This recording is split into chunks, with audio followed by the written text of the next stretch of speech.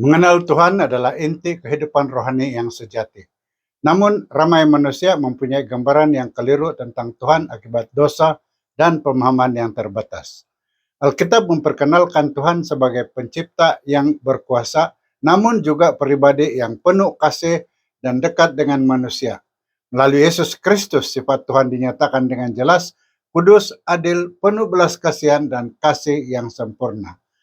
Mengenal Tuhan bukan sekadar pengetahuan intelektual, tetapi pengalaman hidup yang mengubah hati, membentuk karakter, dan memimpin kita untuk hidup menurut kehendaknya setiap hari.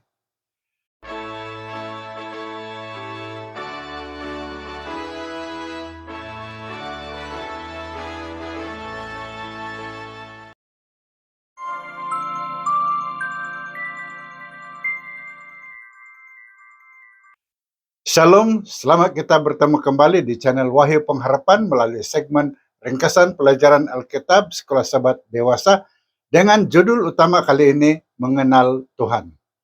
Ayat hafalan kita dipetik dari Yohanes 17 ayat 3, katanya, "Inilah hidup yang kekal itu, yaitu bahwa mereka mengenal Engkau satu-satunya Allah yang benar dan mengenal Yesus Kristus yang Engkau utus."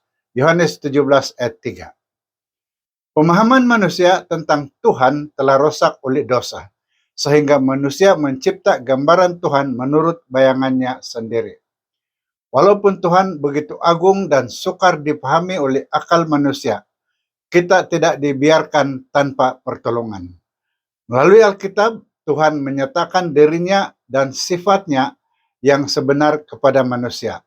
Allah yang suci, kasih, Tuhan pencipta, dan kemudian melalui Immanuel, Yesus bersama kita, maka kita mengenal Allah.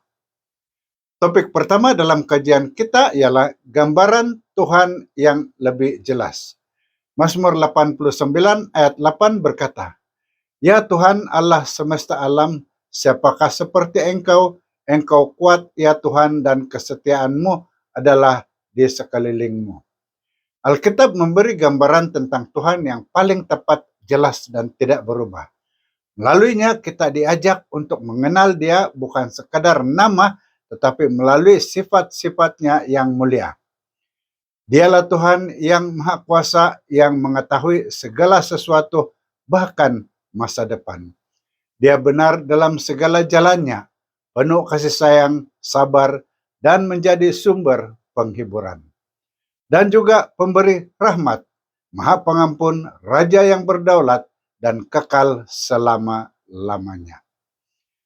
Namun sejak awal, setan telah berusaha memutarbelitkan gambaran ini, menuduh Tuhan sebagai mementingkan diri sendiri.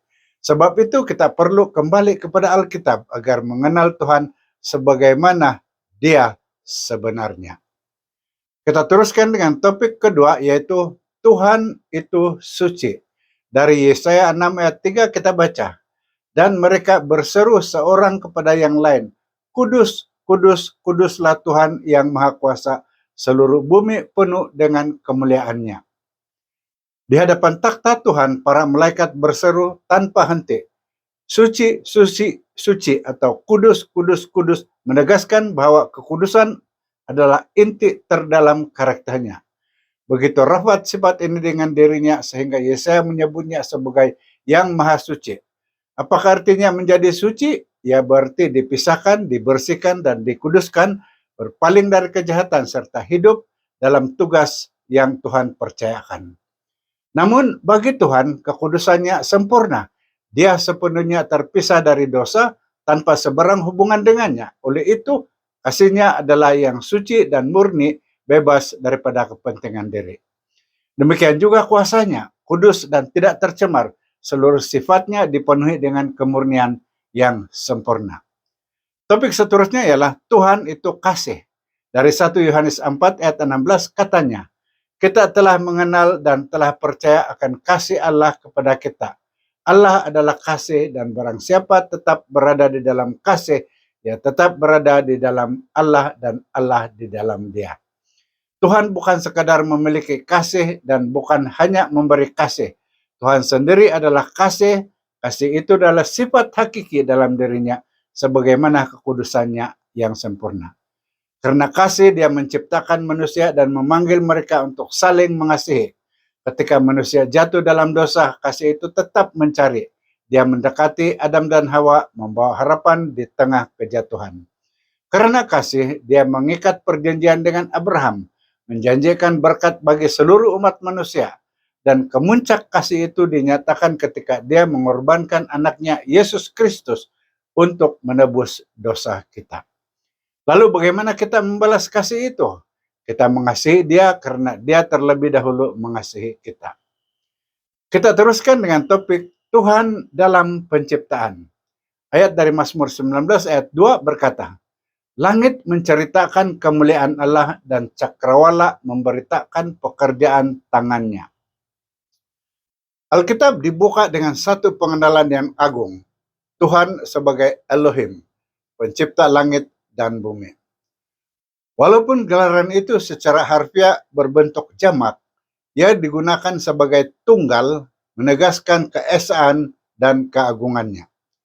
Melalui firman-Nya yang dinyatakan dalam Yesus Kristus dan oleh kuasa Roh, segala sesuatu dijadikan.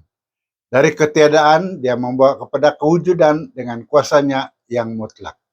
Namun dalam kejadian yang seterusnya, Tuhan memperkenalkan dirinya sebagai Yahweh, Tuhan yang pribadi.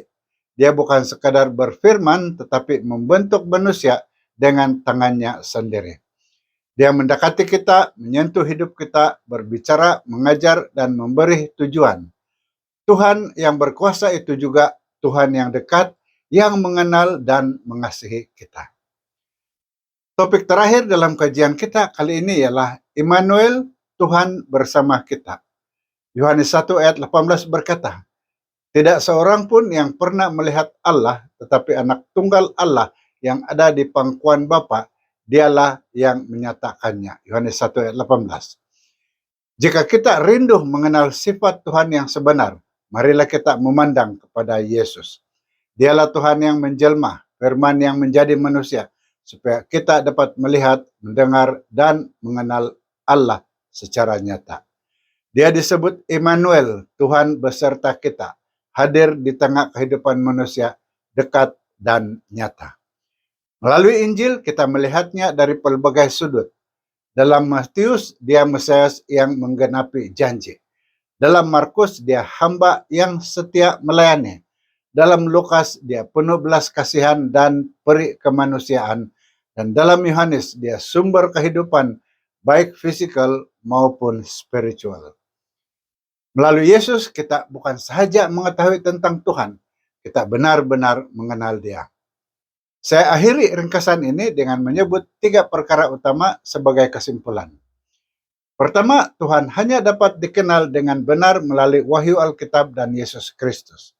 Manusia sering salah memahami Tuhan akibat dosa, tetapi Alkitab dan Yesus, Immanuel, menyatakan sifat Tuhan yang sebenar dengan jelas.